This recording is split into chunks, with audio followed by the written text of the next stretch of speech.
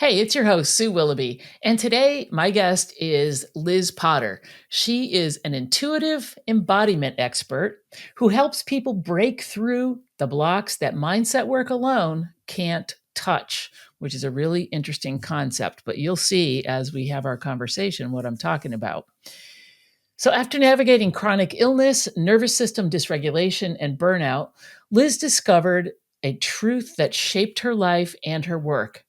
And her quote, "You can't gaslight your nervous system." I love that. Her approach blends nervous system regulation, somatic healing, and intuitive guidance to keep lasting transformation where vision boards and affirmations often fall short. Hang in there. We're not totally dissing those things, but just listen. For over 14 years, Liz has been guiding clients to move from survival mode into expansion through realizing patterns of scarcity, fear, and burnout while reclaiming energy, safety, and sovereignty. Liz is also known as the block-busting intuitive.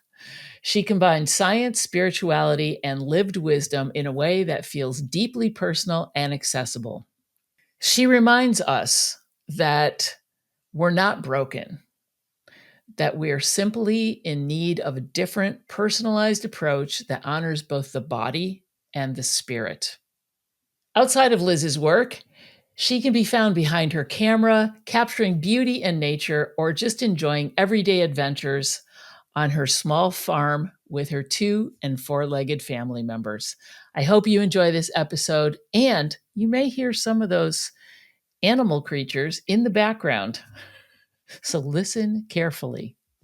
All right, enjoy the episode. Here we go.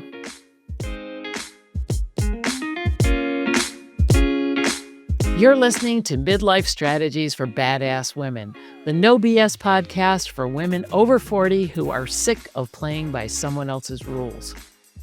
I'm your host, Sue Willoughby, badass midlife strategist, truth teller, and professional fire starter for midlife reinvention.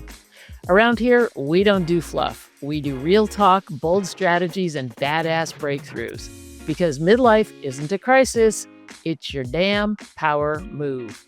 If you're all in, unapologetic, and ready to reinvent, let's get started. Hello, everyone, and welcome back to another exciting episode of Midlife Strategies for Badass Women.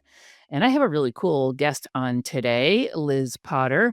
And Liz is an intuitive. And I'm going to that's kind of a broad term, but she is specialized in a few things, as we talked about in the introduction. So I'm just going to welcome Liz on, and I'm going to let her tell you all about all the cool stuff that she does. And I have had several readings with her, and she is amazing. So I'm just going to leave it at that. Hey, Liz, welcome to the show. Hi, thank you. Thanks for having me. It's good to be here.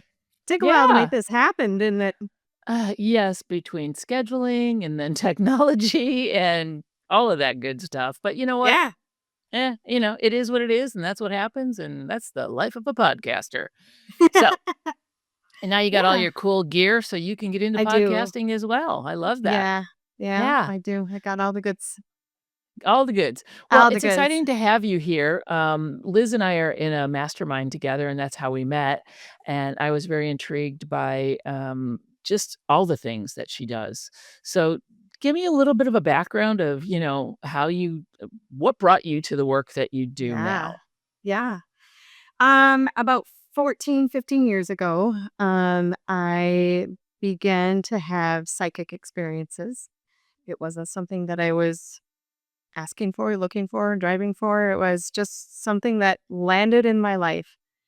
And there was nothing that could do to turn it off. There was nothing that could do to stop it. It was just something that was unfolding for me. Wow. And so instead of fighting it, I decided to embrace it. And so over the last 14 years, I have evolved with those psychic experiences. That's been Reiki. I've done Reiki for about now 15 years as well. That I started that as part of my evolution with the psychic experiences.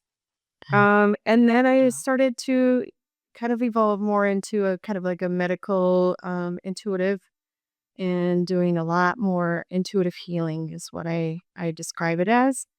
And that has evolved now into nervous system work. So I Mm. still do a lot of psychic or intuitive readings. I still do a lot of spirit readings. To me, they're different in the sense that a spirit reading is directly connecting with those who've crossed. Oh, Um, okay.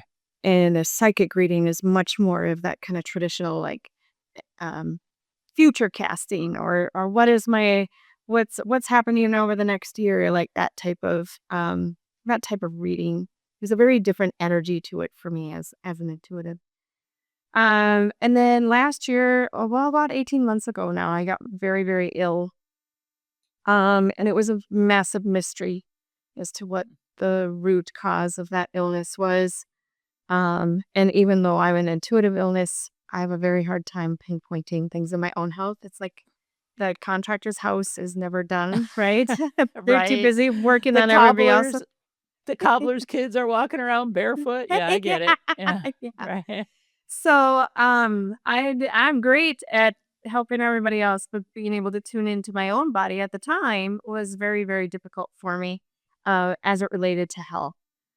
And I went to a specialist and I had to have a colonoscopy. And in my colonoscopy, the surgeon said, "Things look great, Liz." And I said, "But they're not. They're not great." And she said something that activated something for me. She said that just because we have our own kind of central nervous system doesn't mean that we're good, right? Where our guts have their own nervous system, the enteric nervous Oh, system. And you can do all the meditation you want, but if your guts aren't calm, you're not calm. And that sent me down huh. to another activation for me, um, into more nervous system directed work. And that's where I created the program that worked for me. I developed it over the course of the year, and then I've been using it, of course, on myself primarily. But now I've opened it up for clients as well. So I developed Nourish Your Nervous System as a result of that experience of being sick and healing myself through nervous Wow, system that's work. Yeah. impressive. Yeah, so Yeah. I mean, that's interesting that there's, like, your central nervous system, because we all think of it as just like, if we can, be calm and grounded and our nervous system is settled and whatever, but I didn't realize that all the internal systems have their own kinda nervous Yeah. systems, Yeah. I didn't so know they that can be out either. of whack. Yeah, that's crazy. Yeah. Wow. So now the program that you've developed, do you work with somebody like the entire thing and then drill down, or do you kind of focus on depending on what their issues are? Well, yeah.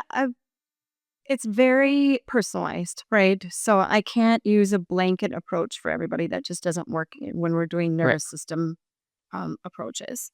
So yes, what are their concerns? What is their historic relationship with their nervous system? And then what are their goals? And it's all very personalized. I don't have a single thing. The steps of it overlap on my end. The steps of it can overlap. As far as the experience of it on the client's end, I don't know that I have any that are even similar because everybody's history is Yeah. so different and how people hold their stress and their traumas and their history is so different. I mean, when we tell our stories, it's very interesting because it's so fluid, right? We tell our stories and there's a lot of overlap. Oh yeah, I had that happen to me too, or I had a very similar experience, and we have that kind of fluidity in our stories. But the way that it's held in the body has its own kind of art, and you kind of have to tease that apart from Yeah. the story in order to come into the capability to hold healing in your body. Hmm, interesting. So, I have a question. So, Mhm. as an intuitive and when you're working with someone, do you how do you tap into what's going on with them? Do you feel it? Do you see Mhm. it? I mean, what is your intuitive sense around what they're going through? Yes. Yes and yes. So when I tap into them, I there's a frequency of, for instance, if somebody has something happening in their kidney, I will hear, it Mhm. sounds really odd to say this, but I will hear the frequency of kidney, right? And then in my body, I will Mhm. begin to feel things in my own kidney region, in my own kidney space, right? And then in my third Mhm. eye, I begin to develop. It looks a lot like the Doppler radar that a meteorologist will use. Okay. So in my Huh. third eye, I'll develop this image of what is happening in that area, like the kidney, that is causing this imbalance or this dis-ease in my client's body. And then I'll just communicate. I'll ask it questions. It's so You fun. mean ask the I kidney questions. I will ask the kidney questions. I will ask the frequency "Hello. questions. I will ask Hello, the kidney." illness questions. Yes. Yep. Yes, and so then I will get resonance and I will get a response that will help us kind of develop what is happening in the body. And sometimes we can go into developing like a care plan. These are things you can do. Maybe it's a supplement you can take, or maybe no, you should actually go get a scan. We need something solid for this. This feels bigger than anything that we don't have time for a naturopath. We need to go do something more urgent, or this isn't acute, this is chronic, like that type of information and feedback that I'll get Mm. from the body. And a lot of it depends on how receptive the client is to that type of experience. So if the client's nervous system says this is bogus, then they aren't going to be able to receive the full benefit of that experience. And it's pretty wild, the range of experiences I've had with clients over the last 15 years, from full healing to nothing at all. And they don't ever come back and see me because it just didn't resonate with them. And none of that is wrong. None of it's Yeah. wrong. It's just how your nervous system is able to receive that healing. Interesting. So if somebody is, like, coming to you and they're super skeptical, right? And they're like, "This is Yes. bullshit. I don't Yeah. whatever." Yeah. Then does that, are you still getting clear readings from their body and from their nervous Yes. system, but they just don't respond to them? They don't respond to it, which also alters So you're like, the "You can think that." yes. Yeah. And I've Yeah. said that. You can think that this is bogus all you want, and it's super real to me. So whether you take it and receive it or Mhm. not is completely up to you. This is real to me. The event of this is real to me. And I can give you this kind of evidential information that will line up with what you're experiencing in your life. But whether you take it and run with it or not, is that's not on me, right? There's nothing I can do about that. But it's very real for me whether they receive it or not. Okay. Sometimes they can block it, right? So I can tune into something and then there can be like this immediate stop or shift in the energy. Huh. Uh-huh. And that can be done through their nervous system. They can do that. They can block my access to their energy.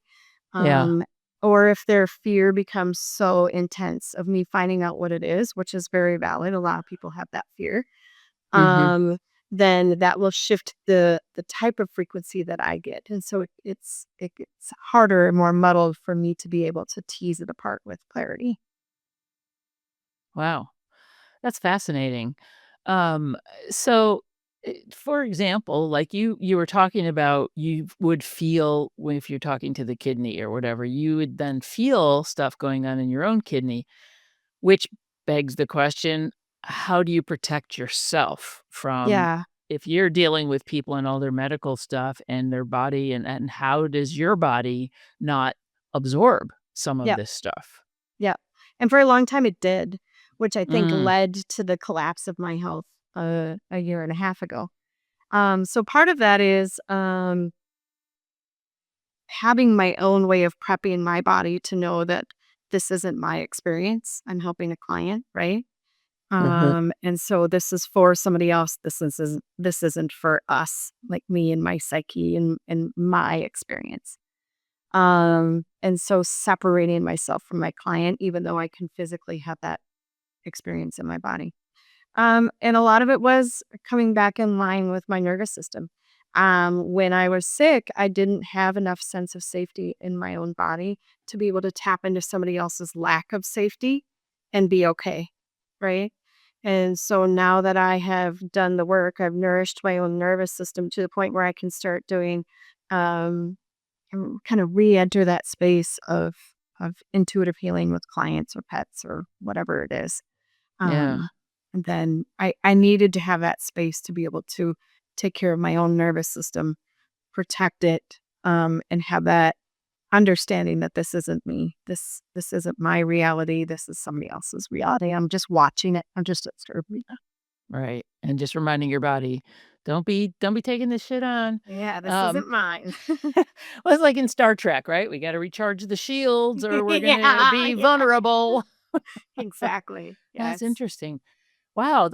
Well, that's interesting. So, um, I just want to get in the Wayback Machine here for a second. Yeah, When you started 18 years ago or whatever, getting these psychic experiences, and you said it kind of came on suddenly, do you remember anything like when you were a kid or something like that, having any kind of intuitive sense?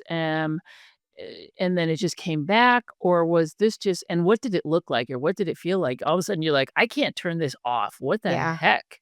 How does yeah, that even look? yeah. So, those are wonderful questions.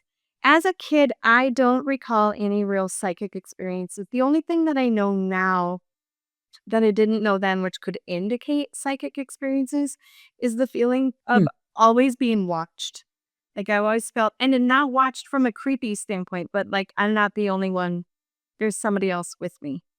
And so Like you that is, sensed, like you mean sensing a presence of some yes. sort? Yep, Okay. exactly. Um, my aunt passed away when I was 22 or 23 years old. And that was really kind of the first experience that I had um, with feeling somebody's presence after they had passed. And Mhm. I just thought it was normal. I didn't know that it wasn't normal, right? And then as I let's see here, my daughter was born in 2010 and she activated some things. The pregnancy with her activated some things Interesting. because she is very psychic. She is very Wow. intuitive. Oh yes, that's a whole nother podcast. I was She gonna is. ask you, I was like, is she aware of it? And does she know, does She she work with it? Do you she does teach her, off and or have on. you? Yeah, and I make it very normalized in our household that that's a normal experience. But I don't think she knows any differently. That there's no way for her to know what it's like to not have that. Yeah. So as far as my childhood upbringing, that wasn't something that I had. I know now that I have a lineage of psychics. I didn't know it when I was a Mm. kid. I found that out well into my own psychic history. Mhm. Um, but the experience of it coming on was after my second daughter was born, and I was sitting in the recliner. That's not true. I need to back up. It was after no, it was after my first. So it was 2011. 2011. My firstborn was born in 2010. Yeah. So 2011, I was staining the deck of my house and I kept hearing this last name from my hometown, Elkington. Elkington, Elkington, Elkington. It was on repeat and it comes to the my left hand side of my body. Yeah, I don't I recognize the last name from my hometown, but that's it. I don't know anybody by the name of Elkington. So I got on Facebook. This was incessant for hours. And so I got on Facebook when I went down and stayed with my daughter for that. And I went on Facebook and contacted people from my hometown. I was like, does anybody know in Elkington? And they said yes. And actually, she just lost her daughter in a very mysterious criminal type of investigation. And Wow. I'm getting full body chills right now. Um, and I said, I need to speak with her.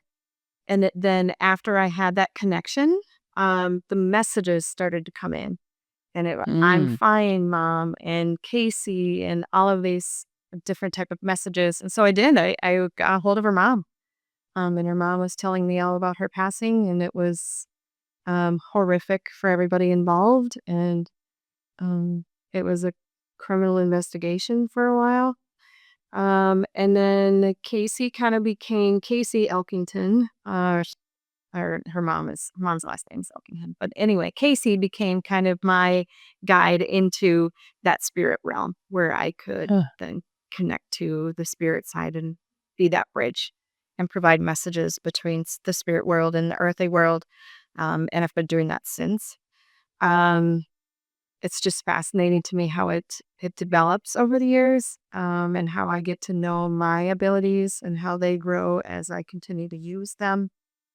So, and then I had another experience which kind of expanded that a little bit more. A few weeks later, I was in the recliner with my daughter where she was napping, and I got this full body tingly sensation. I thought I was having a stroke or some type of medical emergency. Jeez.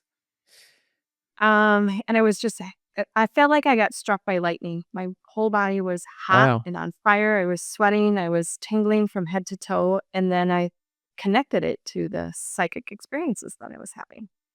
And then I panicked and I had a panic attack. It's like, no, no, no, no, no, no. I cannot do this. This is not for me. Nope.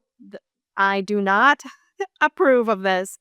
And it just kept happening. And then I heard this voice and I felt this presence. And it just said, it's okay. This is meant for you. Everything is okay. It's okay to breathe. This is safe. You are fine. And then I got cold. I got really ice cold. And that was kind of like my activation into the full spectrum of psychic experiences and attunement to a realm and experiences much larger than I would have ever imagined having access to. So it was pretty Wow. wild. Yeah, it was very wild. So let me so you were in the recliner with your daughter now. Is this your daughter who has the psychic No, ability? it's my other Was there daughter. any Oh, it's the other one. Oh, okay. Okay, I was Mhm. just curious if there was any kinda connection there. Interesting, and, Mhm.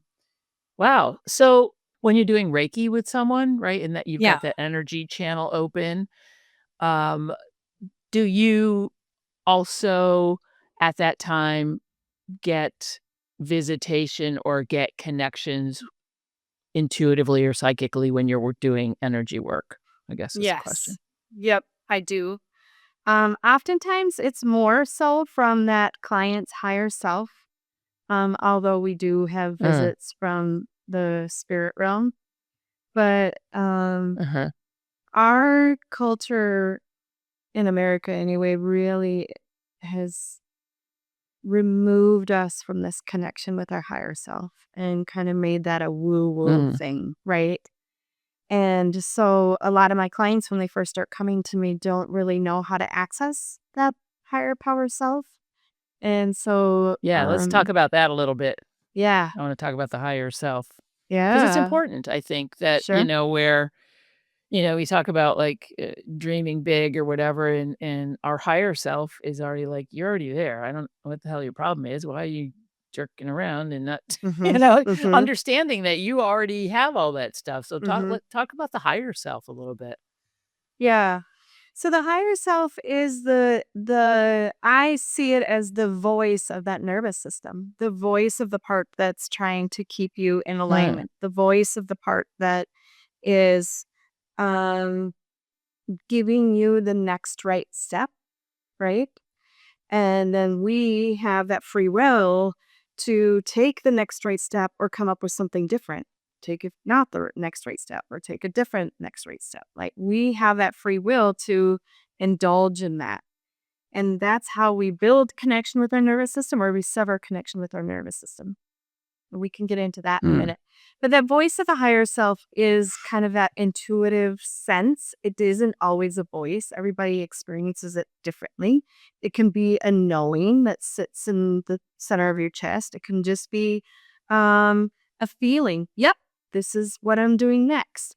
It's going to be different for everybody. It isn't always this kind of vocal tune that you would hear in your head, but sometimes it can be.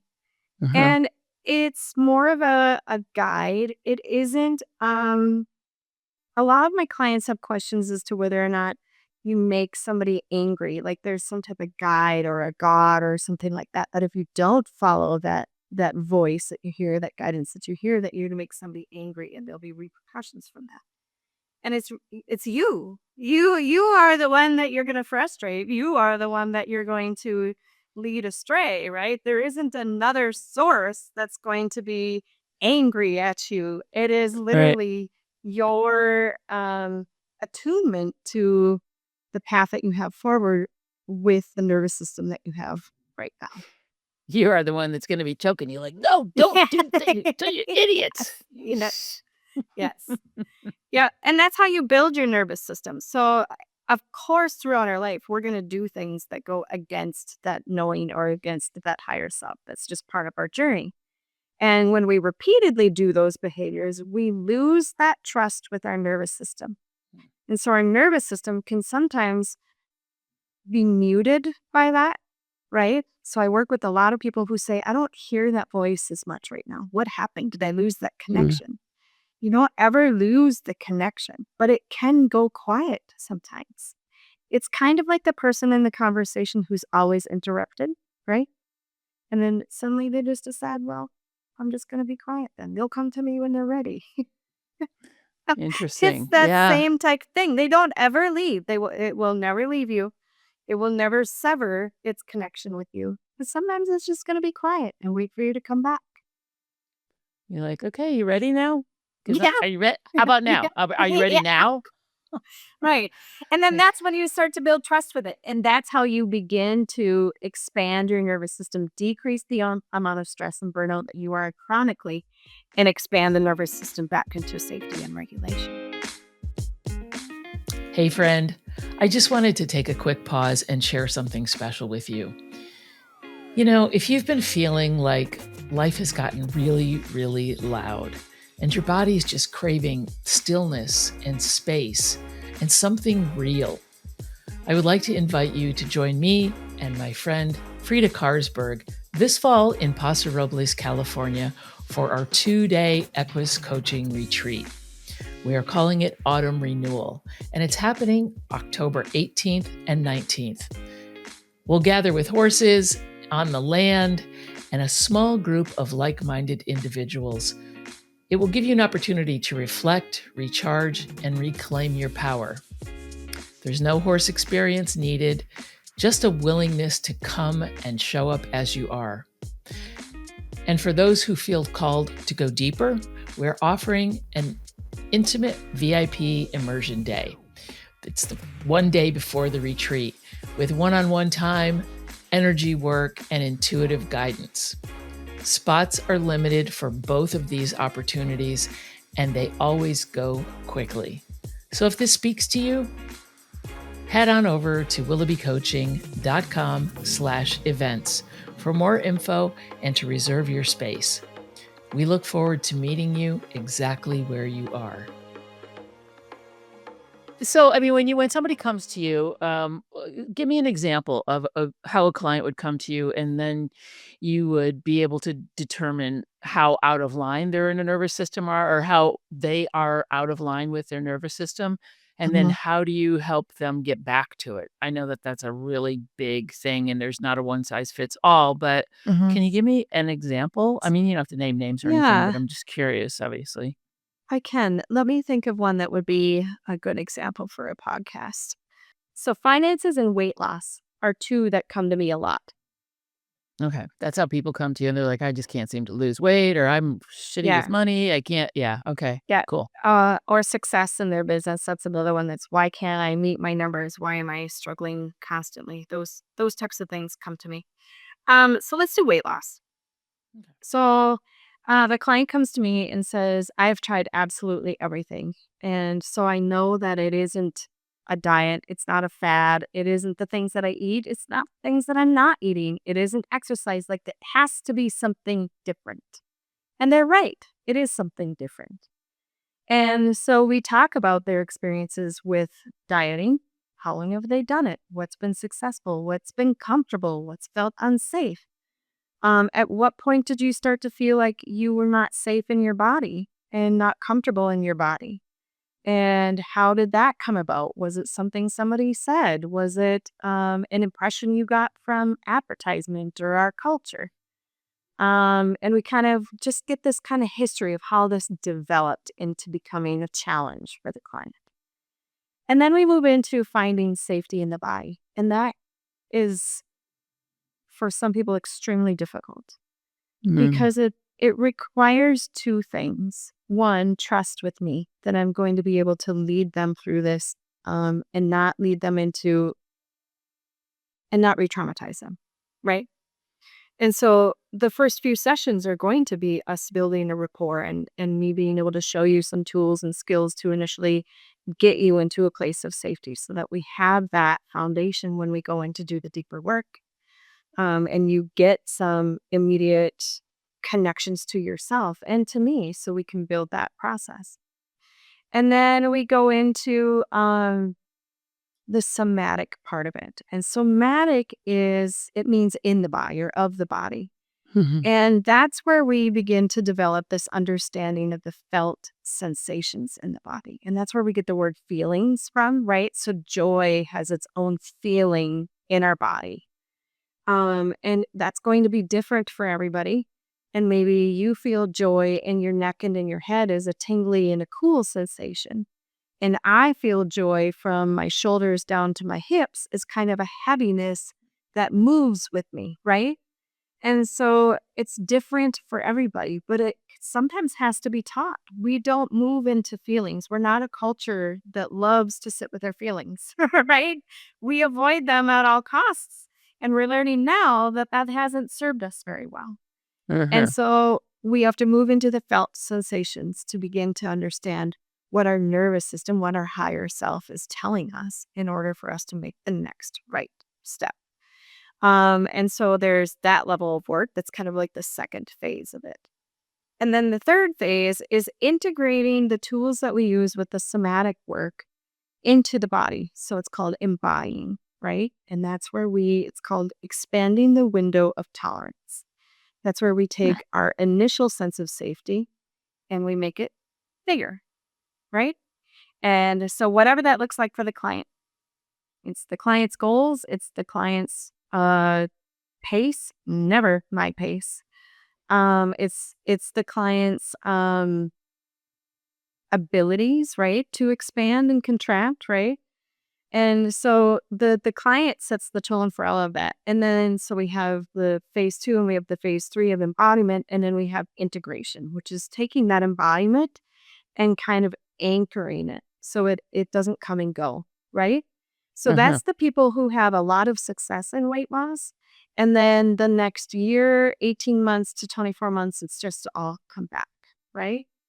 And that's where they haven't integrated and anchored that embodiment of the weight loss into their sense of safety of who they are or their sense of safety in their nervous Interesting. system, that they can hold the weight loss, that it's safe for them to have the weight loss, that they deserve the weight loss or whatever that challenge is for them.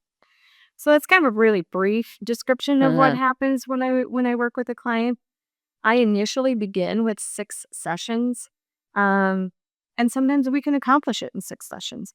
But more times than not, we wind up doing another 3 or another 6, just to make sure that we're getting into that space of that full integration. Yeah, that's fascinating, and so the somatic piece that you were referring to, Mhm. I work with that with, when I'm working with people with horses, Mhm. and because I will ask them what they're feeling, and they'll say a word, and then once again, it's like, "Well, what does that word feel like in your Mhm. body?" And they look at me like, "Oh, what are you talking about?" Yep. Yeah. Right? Because we don't realize that our body, when we have an emotion or a feeling, our body is experiencing something and it is telling us something and it Yep. has some sort of reaction. Yes. And we just, like you said, tune that out. Yeah. So I guess in your three-phased approach, which do you find is takes the longest? Because I was just thinking about the somatic piece and getting people to do Mhm. that. I would think that that might be the most important, right? To then Mhm. move on to the integration phase. Yes. Is that the most difficult for people? It is. I would Yeah. say that it's one of two Sometimes? phases that would be the most difficult. It could be the somatic portion of it, especially if there's a neurodivergency, which makes it difficult for that person to feel the feelings, to know that there's a sensation Mm, there with it. And that isn't something that we can't get past. We absolutely can move through that, but it can be more of a challenge for those people that face that. But I also see that it can be the integration where that is the actual practice of uh-huh, the expansion of that window of tolerance. And that is having to stop in the moment when you get that sense from your nervous system that you're experiencing a lack of safety. You have to stop in that moment. You cannot stop when you get home to process it, right? You cannot mhm, stop in 3 weeks from that moment to process it. You have to stop in that moment. And it takes 90 seconds to 2 minutes to do this. But uh, you stop in that moment and you recognize, yep, I'm feeling unsafe. I don't need to know why. I just need to know that I'm feeling unsafe. These are the mhm, sensations that my body is signaling to me that I'm feeling unsafe. And then we breathe safety into it, right? And so uh-huh, for us, in the practice that I teach, it's taking a big breath in for 4, it's holding it for 4, and then exhaling as slowly and calmly as you can. So longer than 4. That is the ideal, is that we want a longer exhale than we have an inhale. And to do that until you feel a shift in your body, till your shoulders hmm. drop, till you feel like, oh yeah, I can look around and know this, that I am safe. Or like if Um, there's pressure in your chest, if that's the sensation that you're feeling, it'll yep, dissipate with the breathing exercise. exactly. Okay. Yep. And we don't always need to go for 100%. Oh, I feel 100% better than I did when I went in here. That's not how we build that window of tolerance. Even if we're feeling 1 or 2% better than Uh-huh. we did when we stopped and we noticed that something was off and I need to breathe into this, if we're feeling 1 or 2% better, then we open that window 1 or Mm, 2% more. And so that's kind of a slow process, and that might take longer than finding the connection to the sensations of feelings. okay. Interesting. Yeah, interesting. And I think once you do start to build that awareness of the sensations, and Mhm. then it's easier to then practice like, okay, For sure. I'm feeling this thing, and now at least I'm aware that I'm feeling this thing Mhm. that is tied to this emotion or this word, Mhm. and now I have a tool to deal with it. So Yes. does that Mhm. is so this process, you used the example of weight loss. Is it kind of the same for finances or whatever, all the other Yes. things? It's Yes. it's all tied into our body where it's like if we've had bad money experiences in the past or whatever, then they're gonna be like, and then you get scarcity about around money and Yes. about oh, interesting. Yep. Okay. Exactly right. Which is why things like mantras, affirmations, vision boards don't work for a lot of Uh, people.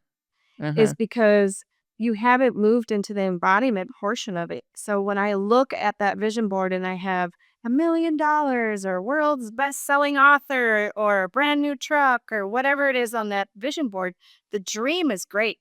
And having that dream in your aura is very, very important. But we also have to move into the nervous system to be able to expand it to hold the dream, Uh, right? yeah. Otherwise, it's scary. It creates Yeah. stress in the body, and the body will always block it off. Yeah, so you've got this picture of this whatever the thing is that you want up on your vision board, and you're like, "Oh my god, that's so awesome. I can't wait to be there." And your body's like, "You ain't never gonna get there because Yeah, you don't believe that you deserve that. yeah, and Your that's a nervous lot. system's telling you." Yeah. Exactly. That's where a lot of it, imposter syndrome comes from too. Mm, Imposter syndrome is a signal of a lack of safety. That's all it is. It uh-huh. is that felt sensation, that blocking that you get, that felt sensation of I'm not ready for this. I might be seen in this, right?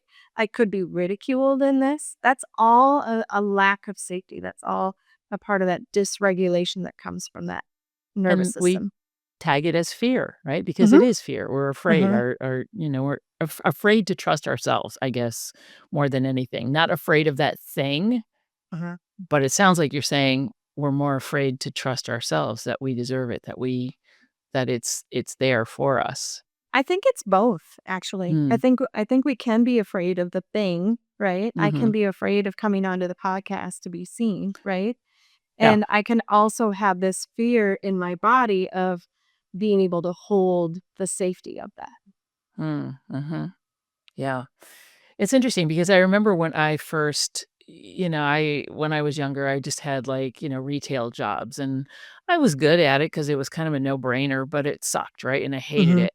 And I just didn't like it. Ugh, but I did it, and the pay was never great. And then I had the opportunity. I went to school to learn, more technology and get into things. And I remember having huge imposter syndrome when I went to start applying for new tech jobs, like, even at the Mhm. entry level. And then I get that first job and then I get the next job and I'm, and I kept thinking like, "Oh my God, when are they gonna realize that, how I shouldn't be making 6 figures?" Right? And it is just like, I this is right, how did I get you know Do what I they mean? know But you who I kinda like am? it's that serious imposter thing where you're like, "Do they yeah, right, do they know? I don't know what the hell I'm doing," Yeah. Apparently, they don't care. Yeah. But I did know what I was doing, that was a funny Mhm. thing, but I remember that, like, being like, "Holy shit, this is a new Yeah. thing," and then, but yeah, it's Yeah. weird. It is. It's interesting to look back Oh on my it g too, and have the memory and the emotions attached to that surface coming from a place of safety, right? So now that I've done so much of Yeah, this yeah, nervous system work, and I look back at some of the things that I said no to for so long because I didn't have the place of safety in my body for them. And now that I can look back at that coming from a place of safety, it kind of makes me sad sometimes to see the things that I either mm, missed out on or just said no to because I wasn't at a place where I could hold it. yeah, yeah. I was like I remember when I tried stand-up comedy. I mean, that's kind of ballsy to that's Yeah. like speaking of being afraid and being Mhm. fearful, and, Yeah. it made me, like, wanna shit my pants every time I went up on stage, and it was just nerve-wracking and everything, and I Mhm. think about now, like, where I am, and I'm more grounded in my nervous system, and I feel better and everything, I'm like, it would probably still be scary, but I think I would handle it way differently, and I think that Mhm. I would be able to enjoy it and have Yeah. fun with it. Yeah. So, yeah, you Yeah. never know. Yeah. I feel that's that same exact way. A lot of the things that are shifting in my life right now, and then there's a lot of things that are falling away that I used to be Mm, really attracted to and really kind of mhm, hyper focused on. But now that I have this place of safety in my body, I have no attraction to them anymore. It's almost as though mm, that they served their purpose for me in yeah, that place of my nervous system, but now there's no connection to it. There's no attunement to them. yeah, and I think that that's really important and also difficult for people to let go Mhm. of things that are no longer serving them and to have Mhm. that awareness that it's okay. This thing was good for a while, this Mhm. person was good for a while, this Mhm. relationship was good for a while, and it's just not serving me anymore, Yeah, and it's okay. it It's is not a totally bad okay. thing. No, It's not a it's bad not at thing. all. It's like, it's okay, let it go. Let those jeans go that you've had in your closet for the past 10 years that you're Yeah, never ever gonna fit into again. right, They were good at one point, but now they're not, right. and they're probably out of style too, so g let those jeans go. I'm going through the closet as soon as we get off the call here. Yeah.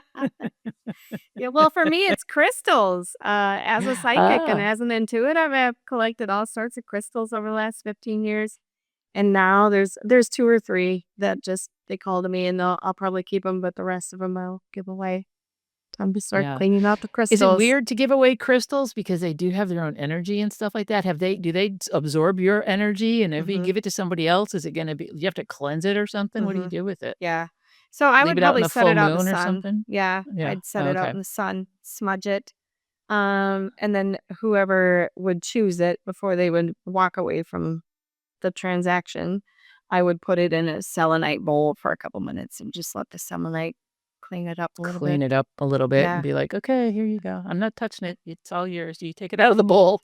Right. Or I'll just bury them all and then sometime in like 25 years when Oh, somebody else there is you go. digging them up and they go, look at this stash of crystals. And then they'll all be recharged. That'll be funny. Yeah, you should do that. Bury them all over your property or something so that somebody's like, "What the heck? Who lived here?" Yeah. Exactly. This has been a Exactly right. fascinating conversation. I love it. This is great. So, as we're kind of wrapping up here, is there like we've talked about a lot of things. Is there kind of one thing or a couple of things that you could, tell people or have them as a takeaway from all of the things that we covered that Yeah. would be really simple things that they might start to implement Yeah. So or think there's about? a one of the first steps to regulating your nervous system is to be aware that it's dysregulated, right? And so that's going to look different Mm. to everybody, but chronic burnout and the state of the I'm going to say for most women, especially for working women, chronic burnout is a state that we're just perpetually in, and it just doesn't have to be that way. And then what happens is we become so numb and we push through all of that that the only time we stop to realize that we can't do it anymore that way is when something negative happens. And it's an accident or it's an illness or it's something else in the body. And that's really the only time that we stop. And I encourage women to not let it go that long. It doesn't have to be that way. And so then the second step is to be curious. I'm like, what's the phrase I use? Compassionately curious about your experience. We lead with so much judgment. We judge ourselves constantly. And that was one of the things that I noticed when I first got sick was I was judging my body about not feeling well. And I Hmm. was projecting a lot of negativity towards it, even though it was doing its best for me to feel well. Um, the way it went about it was a little weird. But the compassionate curiosity that we can hold space and be curious about what our body is experiencing. And sometimes we have to do that through giving our body alter egos, right? So through my Sure. healing, I've realized that there's a lot of anger that I had that I needed to separate from myself in order to better understand, in order to not hold judgment for it. So Hmm. I gave it a name, right? In order for me to feel safe in my health, I had to give the version of me that's completely healthy a name so that I can associate with that type of nervous system that is completely healthy. So I can kind of have these alter egos to be curious about, to get to know, and then I can start to integrate them back into my being as Liz in the nervous system that I'm current in nervous system state that I'm currently in. So compassionate curiosity, Interesting. um, yeah, and just be gentle to yourself. Just be gentle to yourself. I think that is a big one. I tell people all the time, give yourself some grace. Just it's okay, Yeah. to don't be so hard on yourself. Have you Yeah. read the book, Dying to Be Me by, Mm. Anita Morjani? No, but that sounds amazing. I think you would yeah, I think you would, she had, like, battled cancer really badly for 4 years and was basically dying, Mm. and had a NDE, near death experience, and out of it, this is a condensed version. I mean, all the things that you just mentioned, she was so focused on her body and the fact that it was sick and trying to heal Mhm. that it was and, in her NDE, she realized that, you know, it was how she had treated herself and the fear and the anxiety and the putting herself down and that she wasn't Mhm. good enough and everything, all those it's really fascinating. I think it's definitely I think you would find it fascinating, Yeah. and it's really good. So, it's Sounds a right good in book. I just alignment. finished reading it myself.